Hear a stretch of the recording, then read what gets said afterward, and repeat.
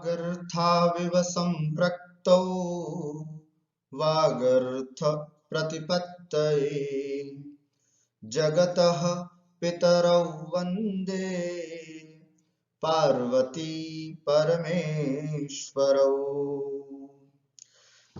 रघुवंश महाकाव्यस्य अस्यां कक्षायां भवतां सर्वेषां हार्दम् अभिनन्दनं स्वागतम्।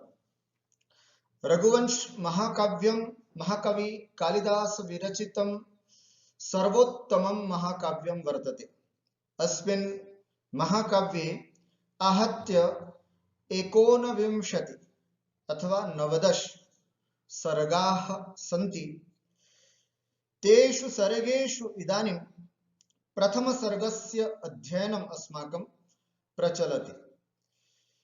अस्य प्रथमसर्गस्य इतः पूर्वं विविधकक्षासु 53 श्लोकान् वयं पठितवन्तः। अद्य 54तः 6 श्लोकपर्यन्तं वयं पठिष्यामः इति संकल्पः। अस्तु, तर्हि चलामः साक्षात् 54तमं पद्यं पश्यामः। अस्य प्रसंगः अस्ति सुदक्षिणा दिलीपयोः रथावतरणम्। आप लोग विचार कर रहे होंगे कि गुरुजी एक साथ 54 से लेकर के 60 श्लोक, इतने सारे श्लोक कैसे हो जाएंगे? वस्तुतः ये सभी श्लोक कथा को आगे बढ़ाने वाले हैं। इनमें कोई विशेष चमत्कार या रसानुभूति नहीं है, अतः केवल श्लोक का अर्थ अन्वय लगा करके अपन आगे चलेंगे। और सामान्य है, इसमें कोई विशेष बात नहीं है। जहां थोड़ी बहुत विशेषता होगी वहां मैं आपको विशेष रूप से बता दूंगा। तर्हि चलामः सर्वप्रथमं 54तमं पद्यम् उच्चारणं कुर्मः, अनन्तरम् अर्थं पश्यामः। अथयन्तारमादिश्य धूर्यान् विश्रामयेति सः तामवारोहयत् पत्नीं रथादवततार च। अथयन्तारमादिश्य धूर्यान् विश्रामयेति सः तामवारोहयत् पत्नीं रथादवततार च इति। अथ इसके बाद, अथ अनंतरम अर्थात आश्रम को प्राप्त हो जाने के बाद, अब ये लोग आश्रम में आ चुके हैं। राजा दिलीप और रानी सुदक्षिणा दोनों ही आश्रम को प्राप्त हो चुके हैं। ऐसे आश्रम को अथ इसके बाद अर्थात राजा दिलीप और रानी सुदक्षिणा दोनों पहुंच चुके हैं आश्रम को। उसके बाद क्या होता है, इस प्रसंग को यहां पर विस्तार से समझाया जा रहा है। देखिए क्या कहते हैं। अथ उसके बाद सह, अन्वय के साथ देखें, सह अर्थात वह राजा दिलीप, अवततार है ना, उतारा है ना, अवततार माने उतरे, स्वयं राजा दिलीप उतरे। कहां से उतरे? तो रथात, रथ से उतर करके आए। और क्या किया उन्होंने? पत्नीम रथात अवारोहयत, अपनी पत्नी को भी रथात, रथ से, अवारोहयत उतारा। ताम पत्नीम रथात, पत्नी सुदक्षिणा को रथ से उतारा, स्वयं च अवततारा, और वे स्वयं भी रथ से उतर गए। क्या करके वे रथ से उतरे? आदिश्य, आदेश दे करके। आदिश्य माने आदेश दे करके। क्या आदेश दे करके, है ना, अर्थात सारथी किसको आदेश दे करके? तो यंतारम, यंतारम आदिश्य, अर्थात सारथी को आदेश दे करके, क्या आदेश दे करके कि धुर्यान विश्रामय, जाओ अब थोड़ा घोड़ों को भी आराम करवा दो, है ना। धुर्यान माने अश्वान, जो धुरी पे लगे हुए थे अश्व, उन अश्वों को विश्रामय अर्थात विश्राम करवाओ, इनकी थकान दूर करवाओ। इति आदिश्य, ऐसा आदेश दे करके, ताम पत्नीम सुदक्षिणा, रानी सुदक्षिणा को रथात, रथ से, अवारोहयत उतारा, स्वयं च अवततार, और वे स्वयं भी रथ से उतर गए। ठीक हो गया। इसमें कोई विशेष रस अलंकार आदि बताने की अपेक्षा नहीं है, क्योंकि सिर्फ एक सामान्य सी घटना है। सुदक्षिणा दिलीप दोनों ही रथ से उतरे। अतः अग्रे अग्रे मुनिभिः सुदक्षिणा दिलीपयोः अर्हणम्, मुनियों के द्वारा सुदक्षिणा और दिलीप की पूजा, ये बात यहाँ पर अर्चनम, अर्हणम, पूजनम, किमपि स्वागतम इत्यपि वक्तुं शक्नुमः। उच्चारणं कुर्मः। तस्मै सभ्याः सभार्याय गोप्त्रे गुप्ततमेन्द्रियाः अर्हणामर्हते चक्रुर्मुनयो नयचक्षुषे। इस तरह से सभ्याः गुप्ततमेन्द्रियाः मुनयः, ये सब मुनियों के विशेषण हैं। मुनयः मुनि, आश्रम में रहने वाले तपस्वी मुनि लोग, तस्मै अर्हणाम चक्रु, तस्मै राज्ञे दिलीपाय, राजा दिलीप के लिए, अर्हणाम पूजाम, अर्चनाम पूजा या अर्चना, चक्रुः की। मुनयः तस्मै अर्हणाम चक्रुः, मूल वाक्यार्थः अयमेव वर्तते, मुनियों ने उस राजा दिलीप की पूजा की।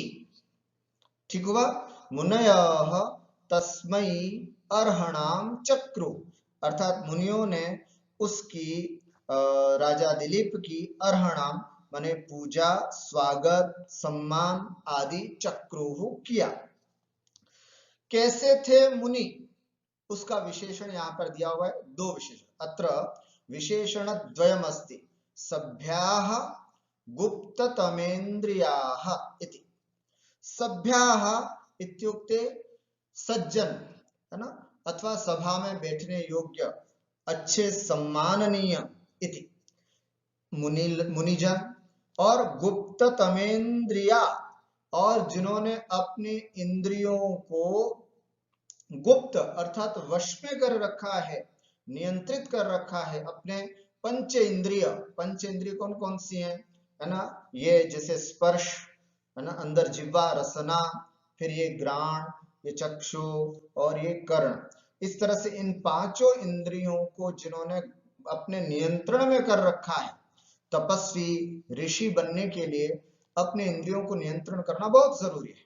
तो ऐसे गुप्त तमेन्द्रियाः, अर्थात इंद्रियों को जिन्होंने वश में कर रखा है, ऐसे मुनयः, मुनियों ने, तस्मै उस राजा दिलीप के लिए पूजा की है। अब तस्मै चतुर्थी एक वचन है, तो अब जितने भी चतुर्थी एक वचन है वे सब राजा दिलीप के विशेषण हैं।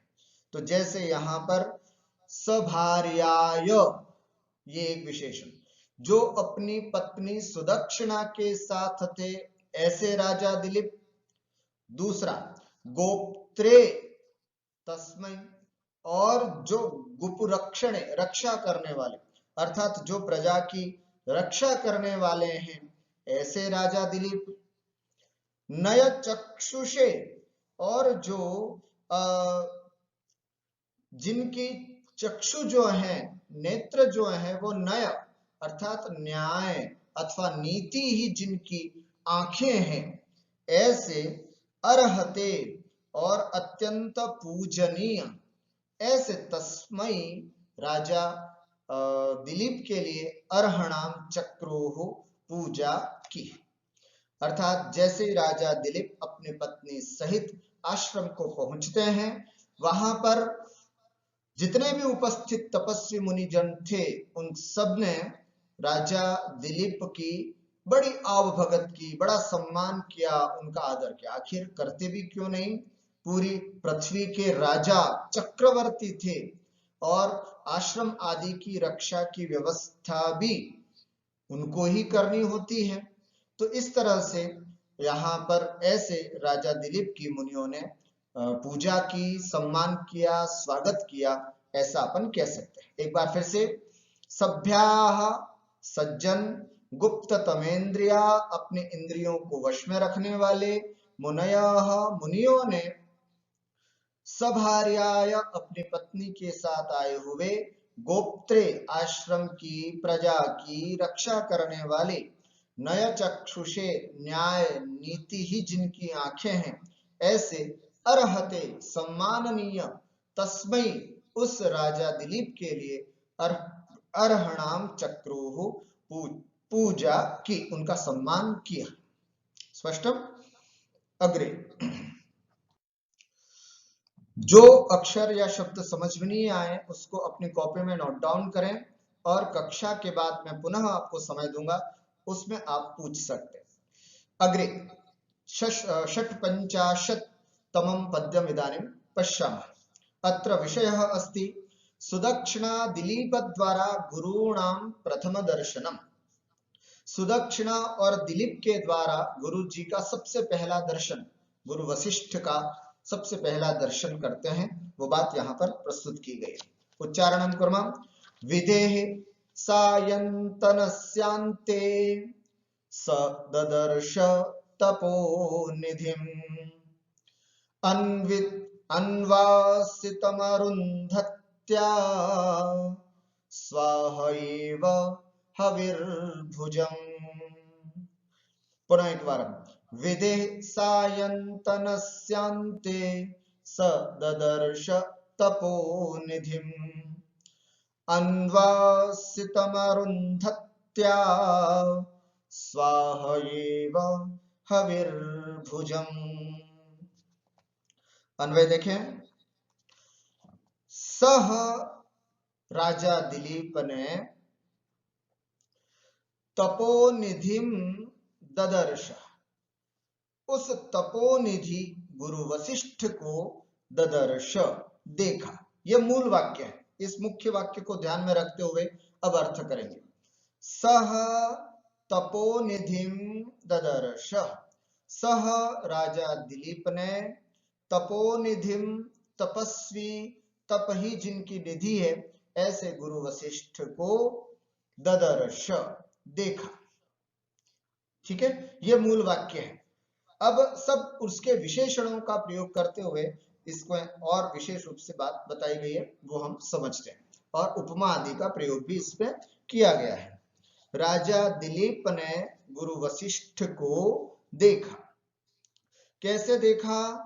तो कहते हैं सायंतनस्य विधेः अन्ते। कब देखा? सबसे पहले सह राजा दिलीप ने गुरु वशिष्ठ को कब देखा?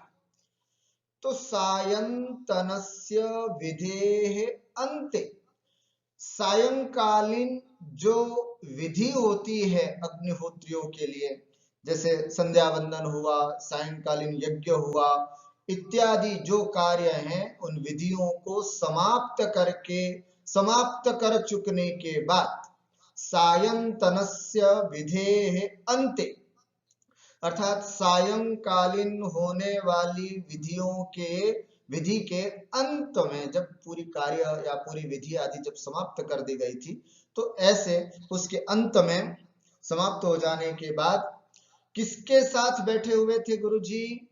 अरुंधत्या अन्वासितम, और जो अरुंधति के द्वारा, अरुंधति के साथ बैठे हुए थे, और लेकिन अरुंधति के द्वारा अन्वासितम, सेवा जिनकी की जा रही थी, अर्थात पास में बैठी हुई अरुंधति जो थी, वो उनकी सेवा भी कर रही थी। अब प्रश्न होता है, गुरुजी अरुंधति कौन थी? वस्तुतः अरुंधति गुरु वसिष्ठस्य पत्नी अस्ति। परीक्षायां प्रश्नः आगच्छति कदाचित्, गुरु वसिष्ठस्य पत्न्याः नाम किम्? गुरु वशिष्ठ की पत्नी का नाम क्या? तो अपने को ध्यान में रखना है, अरुंधति इति। तो शाम को बैठे हुए थे सब काम निपटा करके, और अपनी पत्नी अरुंधति के द्वारा जिनकी सेवा की जा रही थी, ऐसे तपोनिधिम गुरु वशिष्ठ को ददर्श, देखा। कैसे देखा?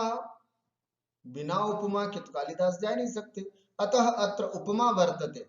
अरुंधति और गुरु वशिष्ठ कैसे दिख रहे थे, उसकी सुंदर सी उपमा करते हुए महाकवि कालिदास बताते हैं। स्वाहया, है ना, स्वाहया, स्वाहा शब्द होता है, स्वाहा अग्नि, इन दोनों की जोड़ी होती है जो पुराण शास्त्रों में बताई गई है। अर्थात अग्नि देव है, स्वाहा उनकी पत्नी है। तो जैसे स्वाहया अन्वासितम, स्वाहा से पूजित, स्वाहा से जिनकी सेवा की जा रही है, ऐसे हविर भुजम, अग्नि जैसे होती है, ऐसे अग्नि के समान, अर्थात जैसे अग्नि और स्वाहा दोनों जोड़े से बैठते हैं, तो जैसे वो दिखते हैं, वैसे ही यहाँ पर गुरु वशिष्ठ और उनकी पत्नी अरुंधति दिखाई दिए, ददर्श, दिखाई दिए। स्पष्टम अत्र प्रश्नः कथं भवितुमर्हति? गुरु वशिष्ठस्य पत्न्याः नाम किम? अरुंधति, अथवा अरुंधति का, ऐसा भी पूछा जा सकता है। अरुंधति कौन है? तो गुरु वशिष्ठस्य पत्नी। पुनः हविर्भुजस्य पत्नी का स्वाहा इति। तो अग्नि की पत्नी कौन? स्वाहा इत्यादि। तो जैसे अग्नि, हविर्भुज, अग्नि की पत्नी जैसे स्वाहा के साथ बैठी हुई अग्निदेव जैसे दिखाई देते हैं, ठीक वैसे ही यहाँ पर गुरु वशिष्ठ के साथ अरुंधति दिखाई दी। इस तरह से ये यहाँ पर सबसे पहला दर्शन दिलीप ने और उनकी पत्नी सुदक्षिणा ने यहाँ गुरु वशिष्ठ का सबसे पहला दर्शन किया, इस बात को यहाँ पर दिखाया। सुदक्षिणा दिलीप द्वारा प्रणाम। अब ये दोनों आगे जाते हैं और वे गुरु जी को प्रणाम करते हैं, ये बात बताई जा रही है।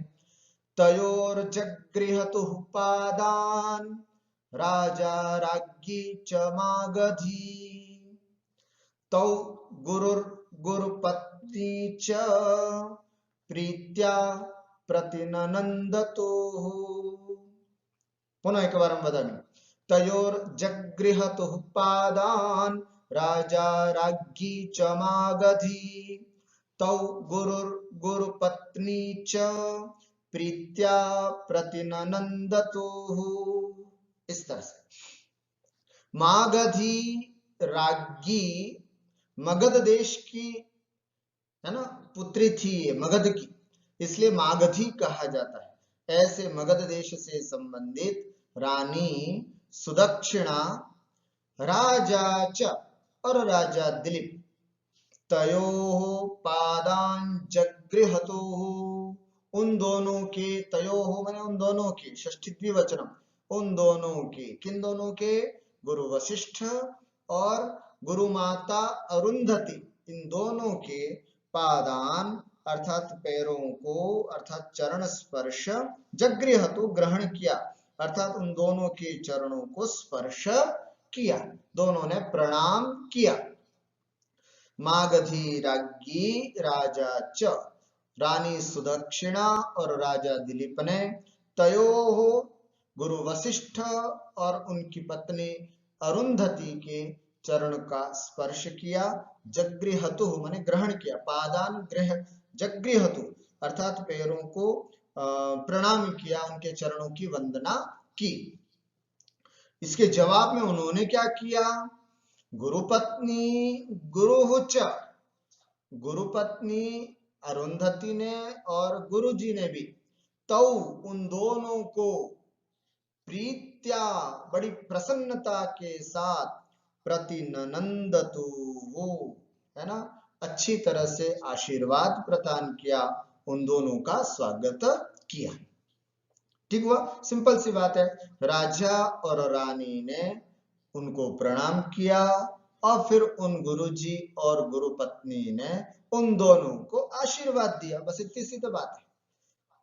मागधी राज्ञी राजा च अर्थात मगध देश से संबंधित रानी सुदक्षिणा और राजा दिलीप ने तयोः पादान च गृहतुः उन दोनों के चरणों में प्रणाम किया और गुरुपत्नी गुरुच और गुरुपत्नी अरुंधति और गुरु वशिष्ठ ने तौ उन दोनों को अर्थात राजा और रानी को प्रीत्या अत्यंत प्रसन्नता से प्रेम पूर्वक प्रतिनंदतुहु अर्थात उनको आशीर्वाद प्रदान किया, उसका अथवा उन दोनों का स्वागत किया, ऐसा भी हम कह सकते हैं। अग्रे चला गुरुणा कुशलता पृष्ठ। अब गुरुजी ने कुशलता पूछी कि कैसे, जब भी कोई आता है तो अपन क्या करते हैं, सबसे पहला ही प्रश्न यही होता है कि अपि कुशलम, है ना, आप ठीक तो हैं, कुशल हैं, आनंद मंगल है। ऐसे ये सब काव्य और महाकाव्यों के द्वारा हमें व्यवहार सिखाया जाता है। जैसे अभी यहाँ पर हमें सिखाया गया कि जैसे राजा भी क्यों ना हो उस देश का, चक्रवर्ती भी क्यों ना हो, गुरुजनों के पास जाएंगे तो सबसे पहले प्रणाम करेंगे। ये एक शिक्षा हमको यहाँ से प्राप्त होती है। दूसरी बात, अब गुरुजी उसके एवज में क्या करते हैं, सबसे पहले कुशल क्षेम पूछते हैं कि आप सब ठीक है, परिवार में सब कुशल मंगल है, आपका राज्य वगैरह सब ठीक है, इस तरह से वो कुशल क्षेम पूछते हैं। उसी का वर्णन इस पद्य में है। तमातिथ्य क्रिया शांत रथ क्षोभ परिश्रमं पप्रच्छ कुशलम राज्ये राज्याश्रम मुनिम मुनिः। तमातिथ्य क्रिया शांत रथ क्षोभ परिश्रमं पप्रच्छ कुशलम राज्ये राज्याश्रम मुनिम मुनिः। इस तरह अर्थ देखें, मुनि ही राज्याश्रम मुनिम तम कुशलम पप्रच्छ, है ना।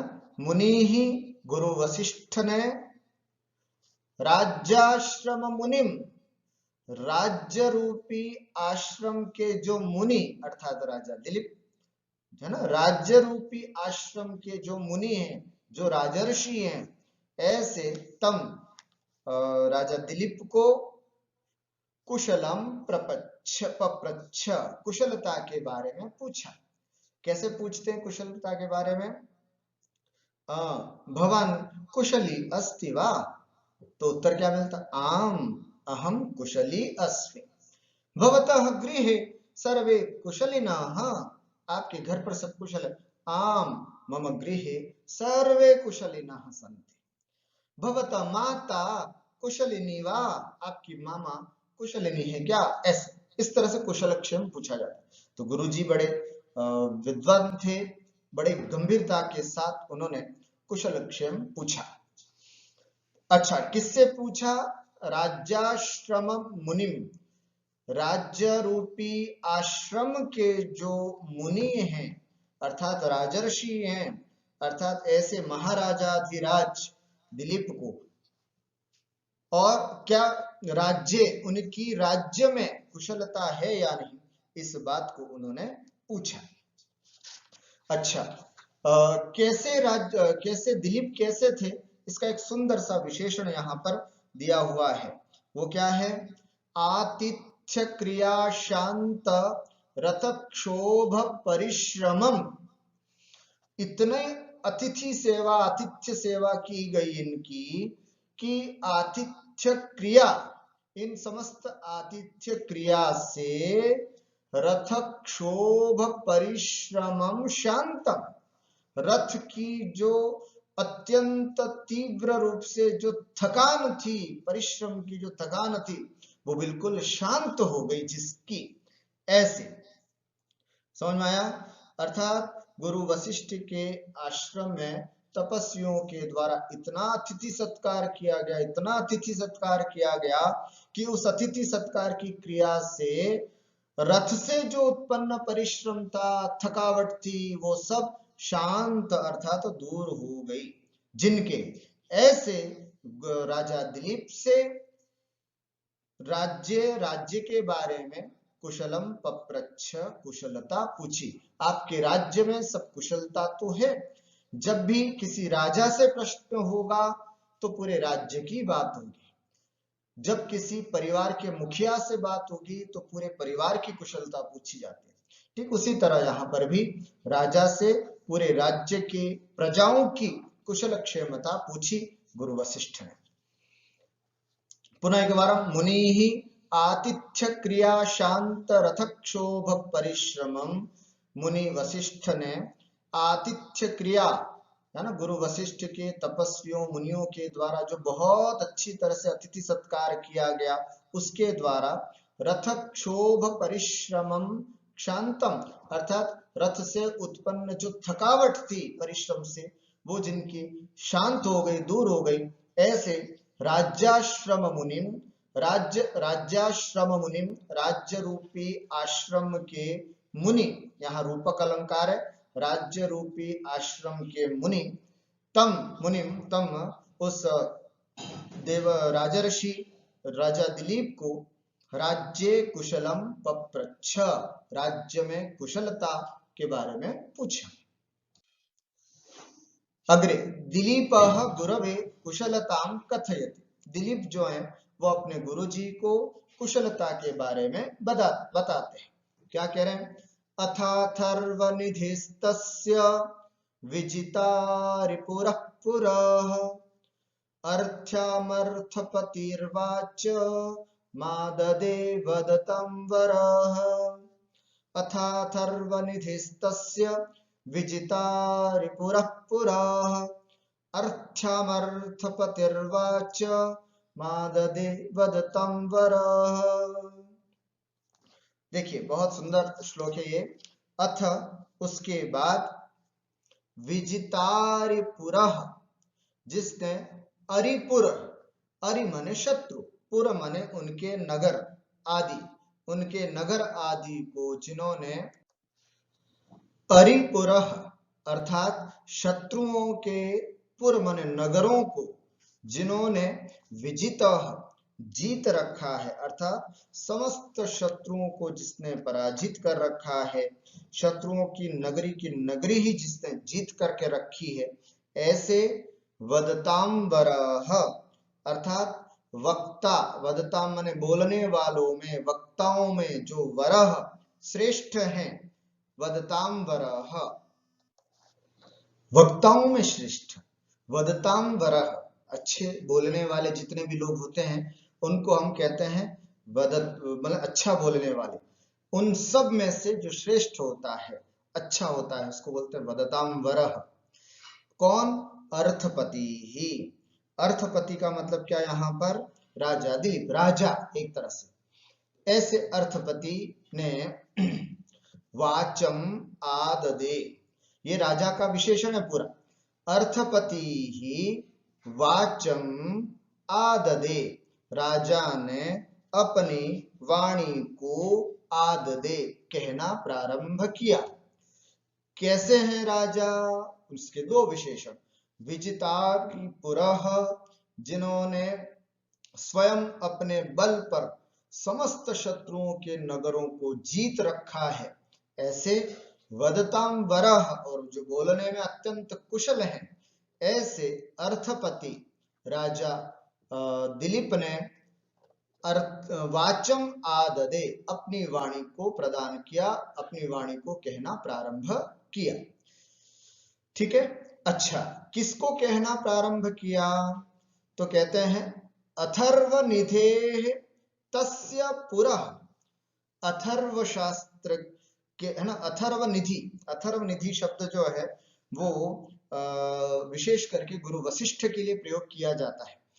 अथर्ववेद के परम कुशल विद्वान थे गुरु वशिष्ठ, इसलिए अथर्वनिधे, उनके लिए अथर्वनिधि कहा जाता है। परीक्षा में कई बार पूछा जाता है कह अथर्वनिधि ही, अथर्वनिधि कौन, तो उत्तर होना चाहिए गुरु वशिष्ठ अथर्वनिधि। गुरु वशिष्ठ जो है वो अथर्ववेद के ज्ञाता कहे जाते। तो ऐसे अथर्वनिधे तस्य पुरः, अथर्ववेद के ज्ञाता गुरु वशिष्ठ के सामने अर्थ्याम वाचम आददे, अर्थपूर्ण सार गर्भित वाणी को कहना प्रारंभ किया। राजा दिलीप ने गुरु वशिष्ठ से कहा, बस इतनी सी बात मुख्य है। कैसे हैं राजा, तो जिन्होंने शत्रुओं के नगरों को जीत रखा है। कैसे हैं राजा, जो बोलने में अत्यंत कुशल हैं। दो तो राजा के विशेषण हुए। किसको कहा, गुरु वशिष्ठ को। गुरु वशिष्ठ के लिए क्या शब्द आया, अथर्वनिधे तस्य पुरः, अथर्व वेद के ज्ञाता गुरु वशिष्ठ के पुरः मन सामने, अर्थ्याम वाचम आददे, अर्थात बड़े सार गर्भित अर्थ से परिपूर्ण वाचम वाणी को आददे कहना प्रारंभ किया। अंतिमम पद्यम पश्यामः। गुरु प्रसादात कुशलता, जब कोई बड़े पूछते हैं कि सब कैसा है, आपके यहाँ कुशल है, तो उत्तर देने का तरीका भी कितना अच्छा है। हाँ साहब, सब आपकी कृपा से सब अच्छा हो रहा है, इस तरह का जवाब दिया जाता है। ठीक वैसा ही जवाब यहाँ पर भी दिया गया। क्या कहते हैं, इसलिए तो देखो कितना बोलने में कुशल है राजा दिलीप, इसलिए उनका विशेषण वदतांबरः कहा है। उपपन्नम ननु शिवम सप्त स्वंगेषु यस्य मे, देवीनां मानुषीणां च प्रतिहर्ता त्वमापदाम्। उपपन्नं ननु शिवं सप्तस्वंगेषु यस्य मे, दैवीनां मानुषीणां च प्रतिहर्ता त्वमापदाम्। ये बात उपपन्नम है ना, पहले यहां अन्वय से देखते हैं। सप्तसु अंगेषु में शिवम उपपन्नम, सप्तसु अंगेषु में शिवम उपपन्नम, सातों अंगों में मेरे जो 7 अंग हैं, किसी भी राजा के उसके राज्य में कुल 7 विभाग होते हैं, 7 अंग होते हैं एक कुशल राजा के।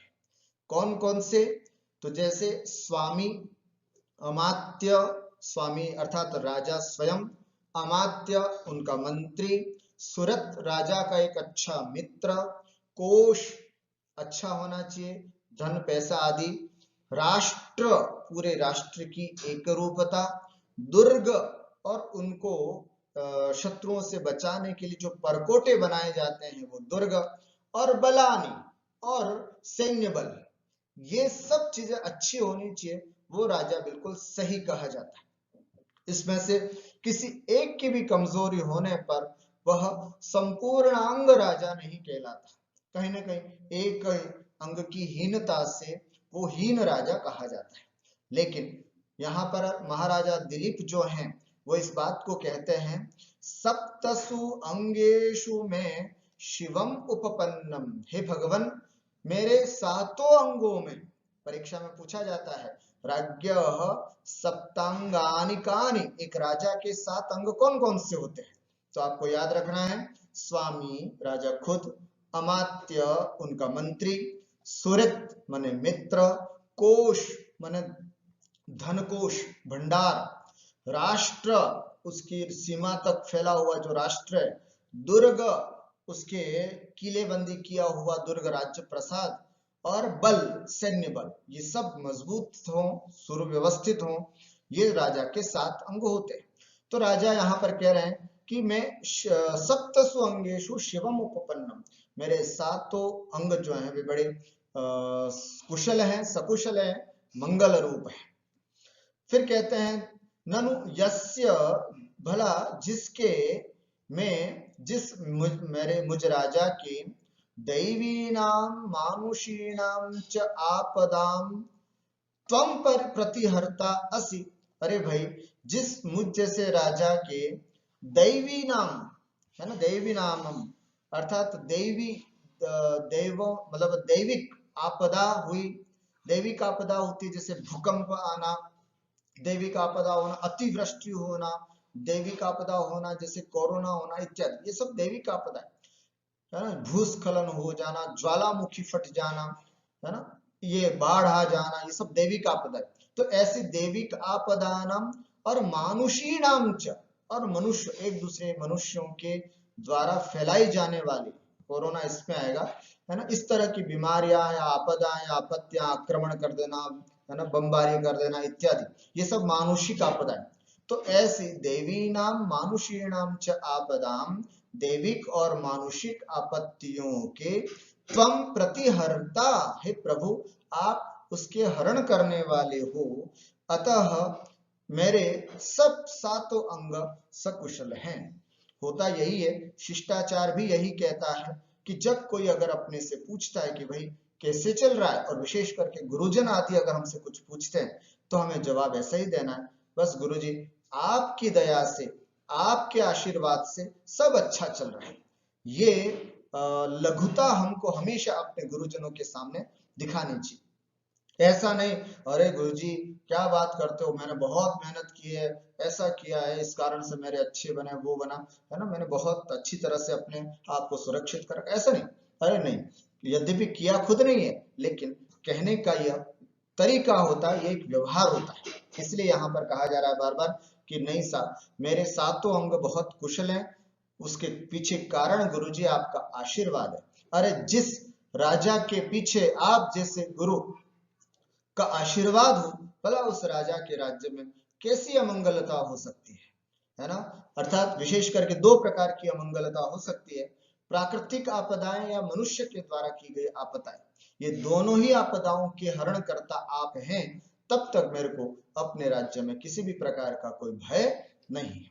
इस तरह से राजा ने अपना पूरा जो प्रशंसा थी वो पूरी गुरु जी के सर पर ही कर दी कि गुरु जी बस आपके आशीर्वाद से ही ये सब कुशल है।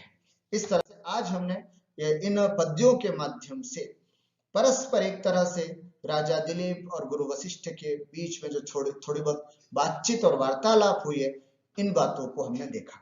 अब आगे की कक्षा में हम ये भी देखेंगे कि सब कुछ अच्छा था, लेकिन राजा दिलीप को एक कष्ट था, जिसकी वजह से वो गुरु वशिष्ठ के पास आए थे। क्या कष्ट था, कैसे उस कष्ट का निवारण होगा, क्या उनका समाधान यहाँ पर मिलेगा या नहीं, इन तमाम बातों को लेकर के हम उपस्थित होते हैं अगली कक्षा में। तब तक के लिए आप सबको नमस्कार। सर्वेभ्यो नमो नमः।